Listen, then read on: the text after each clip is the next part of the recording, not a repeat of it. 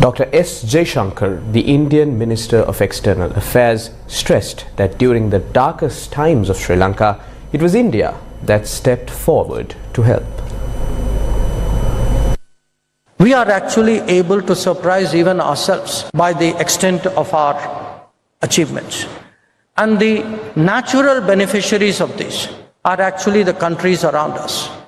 In the last few years, if we have struggled with COVID, many of our neighbors were much smaller. They didn't have the capacities to produce which we did. They would have been left out when it came to vaccine access if we had not stepped forward. You had a country like Sri Lanka, which actually went into a very deep economic crisis. And while the rest of the world, including other institutions who are supposed to respond to it, were debating what to do, it was actually India which stepped forward. It was our extended hand which actually at the darkest moment for Sri Lanka made a critical difference. So, and again, it's not simply a crisis response. Those of you who travel in our neighborhood will actually see the other changes, the structural changes, the deep changes which are taking place. The fact that you can travel more easily, that there are railway lines to our neighboring countries, there are more roads to our neighboring countries, there's power grid connectivity, that there is waterway connectivity, that business is using the ports and the facilities of our neighbors. And they too are using ours. So India's prosperity today is serving as a lifting tide for the entire region. And we have shown at moments of difficulty, whether it was vaccine supply, whether it was food supply, whether it was financial assistance, whether it was essential goods, that India is there for the neighborhood. It sends a great message to the neighborhood, but I can assure you, it is a message that resonates beyond. Frontline Socialist Party alleged that India is taking undue advantage of Sri Lanka's economic crisis by stealing its national assets. They made this allegation at a media briefing in Colombo today.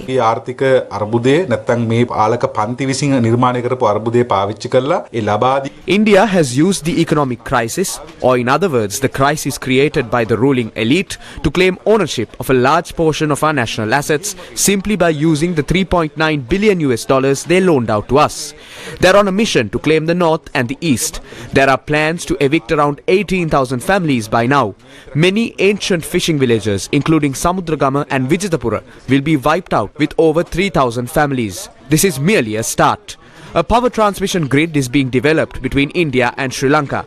The second matter is the renewable energy projects planned to be established targeting the north.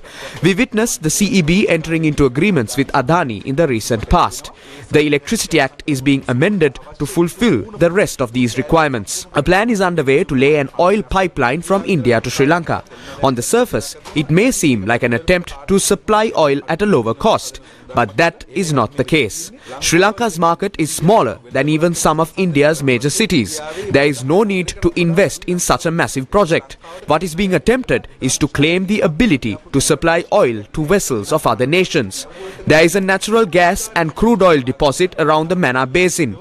Based on the observations conducted so far, 2 billion barrels of crude oil can be extracted from this. There is also 9 trillion cubic feet of natural gas. These two have been projected to be valued at $167 billion. This deposit is the focus of the agreement. India attempted to claim this for a long time. This is the direct route for it. Oil will be extracted from the area, refined and sold using our land, our ports and so on. Then, a proposal will be made to approve the Indian rupee as an accepted currency in Sri Lanka. A proposal will also be made to name economic zones from Trincomalee to Colombo. This was the aim of the MCC project as well. The reason for this is the need to connect the Colombo port with the Trincomalee port. Sri Lanka will be connected to India from Mannar on one side. Another project from Mannar to Trincomalee will be launched, and finally, an economic corridor from Trincomalee to Colombo will be established. It was mentioned on the agreement inked in July that both the NLDB and Milko will be leased to Indian corporations. By now, the Amul Corporation has come forward for it. They are preparing to lease out 32,000 acres and 32 farms under this agreement. Minister Nimal Siripala announced that Sri Lankan Airlines will be sold. One entity tipped to purchase it is Adani. We also have reports that Indian companies have engaged in extraction activities of the ilmenite quarry in Kuchaveli. That too is being plundered. විද කොටස් අත්පත් කර ගැනීම සඳහා ඉන්දියානු සමාගම් ඇවිල්ලා ඔවුන් ඒ ප්‍රදේශයේ මැනීම් කටයුතු වල නිරත වෙනවා කියලා. ඒතකොට ඉල්මනට් නිදිය කොල්ල කන්න සූදානම් වෙනවා. Trade unions allege that plans are afoot to sell the National Institute of Cooperative Development in Kandy under the guise of restructuring. සමුපකාර භාරව කටයුතු කරන අමාත්‍යවරයා කැබිනට් පත්‍රිකාව හරහා The minister in charge of cooperatives has stopped the implementation of this act through the cabinet paper. He has done this to sell the lands in Polgalla to various businessmen. On the other hand, the cabinet is planning to loot cooperatives that have more than 550 billion and an amount close to 1,000 billion in funds. මුදල් සම්භාරය අමාත්‍ය මණ්ඩලම් නඩය මංකොල්ල කන්නයි ලෑස්ති කරලා තියෙනවා. 1945 ඉඳලා මේ දක්වා This institute has not only conducted diplomas and courses, but has also been training officers since 1945. This institute is built on 22 acres of land and has 7 lecture halls. Not only that, this institute has hostel facilities, a printing press, a computer lab and 4 laboratories. Next, there is the TB Langaratna Memorial Library. This library has 23,000 books that are not in the department archive. The biggest theatre in the central province, which has 1,120 seats, is also located here.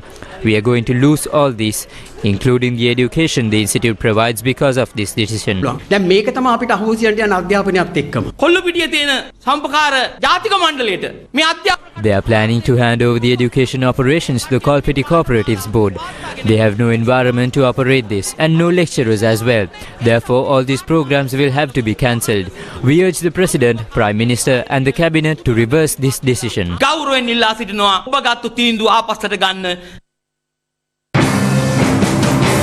Telecom trade unions stated that they will commence a continuous strike against the privatization of Sri Lanka Telecom and its current administration. 51% of the public's fund belong to the country's treasury. There are 5 directors appointed for the 51% of Sri Lanka Telecom. They were not appointed according to their educational qualifications. It was their political connections that were taken into consideration. They are engaging in a huge racket with some directors who came from Malaysia. They looted a massive amount of money and now they are trying to loot the last bit. They plan on earning a commission.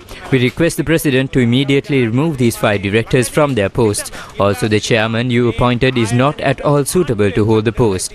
All the telecom employees around the country and employees of all other state-owned enterprises the government is planning on selling off will be joining us in a strike that we will be commencing tomorrow. Be prepared to face our action.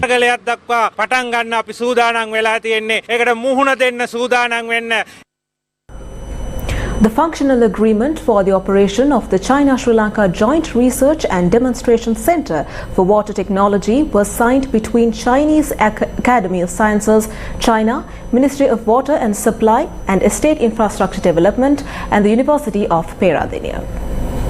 The China-Sri Lanka Joint Research and Demonstration Center for Water Technology is a grant from the Chinese government. It includes state-of-the-art laboratory facilities and will link the Chinese Academy of Sciences and the University of Peradeniya in areas of research and cooperations. The tripartite agreement we witness here today is to ensure the long-term and efficient operation of the GRDC, which is pioneered the project of China-Sri Lanka Scientific and Technological Cooperation, a model of cooperation among governments, industries, academics, and research levels of our 2 countries. One of the aims or one of the goals of 2042 Centenary Development Plan is to expand our international links. There is no better organization in the world than Chinese Academy of Sciences for us to do that. The China-Sri Lanka Joint Research and Demonstration Center for Water Technology was initiated as a measure to engage in research on the chronic kidney disease that became a perennial issue in the country. However, at present, the China-Sri Lanka Joint Research and Demonstration Center for Water Technology is engaged in a plethora of research related to water. Sri Lanka has denied entry to a Chinese research vessel seeking to conduct explorations within its territorial waters, the Sea of Sri Lanka. The decision was confirmed by a senior government official who wished to remain anonymous. Another Chinese state-of-the-art research vessel, Xiangyang Hong 3, is expected to conduct research from January to May next year in the Indian Ocean region, including the Sea of Sri Lanka and the Maldives.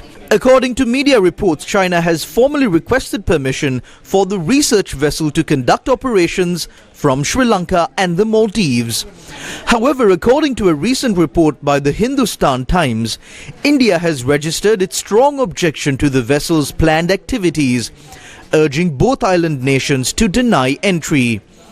It is also reported that the vessel Xiangyang Hong 3 is currently off the coast of Xiamen in South China Sea and will travel via Malacca to these countries after securing permission. Indian media outlets have openly accused China of using the research mission as a pretext for gathering intelligence under the guise of scientific exploration.